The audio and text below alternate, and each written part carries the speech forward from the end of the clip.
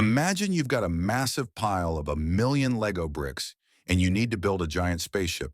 If you try to build it all by yourself, it'll take you forever. This is the problem with working out big data. One computer can't process a huge amount of information fast enough.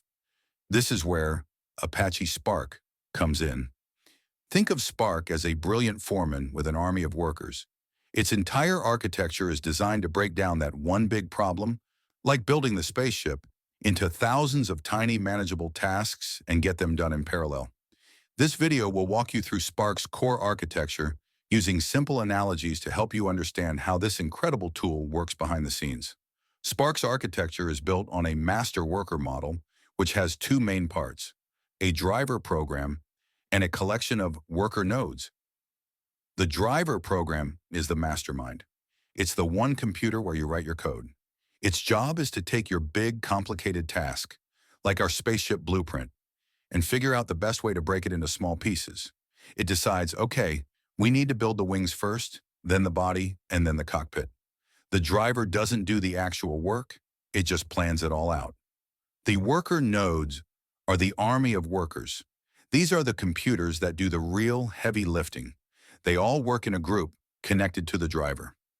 Each worker node gets a small specific task from the driver, like build the right side wing using these 10,000 blue bricks. So the process looks like this. The driver gets the big job. It creates a detailed plan of all the small tasks needed. It then distributes these tasks to all the available worker nodes. Each worker node completes its task and reports back to the driver when it's finished. Now you might be thinking, how does the driver know which worker nodes are available? And what if a worker node breaks down? This is where the cluster manager comes in. The cluster manager is another important part of the architecture, acting like a human resources department. Its job is to keep track of all the worker nodes and their resources. It's the central authority that controls the cluster's resources. When your driver program wants to run a job, it first talks to the cluster manager. It says, I need 100 workers for this job. The cluster manager then allocates those resources to your driver. So the full picture is, the PowerShell driver 1 plans the work. The cluster manager manages the army of workers. The front worker nodes execute the work in parallel. This entire setup makes Spark incredibly resilient. If one worker node goes down, the driver knows about it because the cluster manager tells it, and it simply reassigns that task to a different available worker. One of the key reasons Spark is so fast is its ability to process data in memory.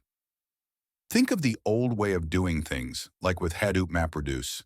Every time a worker finished a task, it had to save its results to a hard drive before the next worker could start. This is like building your Lego spaceship, but every time you finish a section, you have to write down exactly what you did on a piece of paper and pass it to the next person. It's slow and inefficient. Spark, on the other hand, uses something called a resilient distributed data set, or RDD. An RDD is a collection of data that is distributed across all the worker nodes and, most importantly, is kept in the worker's memory. This is like giving all your workers a shared whiteboard. When one worker finishes their part of the spaceship, the next worker can immediately see the results and get to work, all without having to save anything to a slow hard drive. This in-memory processing gives Spark its incredible speed advantage.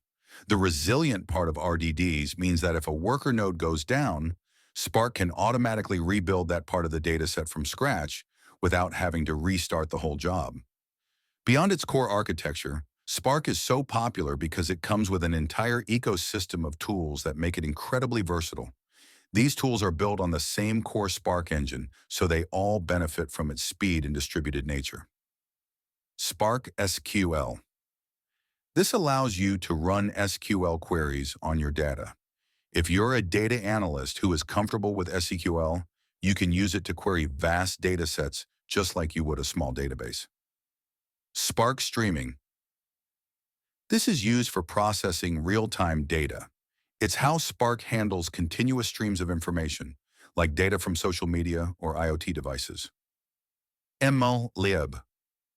This is Spark's machine learning library.